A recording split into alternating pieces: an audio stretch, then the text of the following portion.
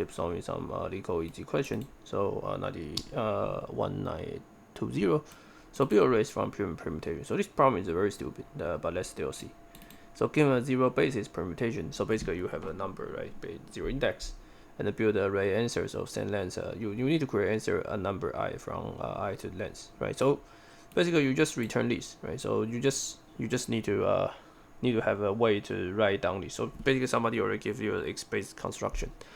So there's no difficult problem when you try to construct. So if you get number 0 to 1, 5, 3, 4, then all you need to do is just output, right? So you just output by definition. So this problem basically write down the definition. So in the Python that you just write down number I for I in range length in number. So basically this is just the explicitly translation from the word to the explicit code.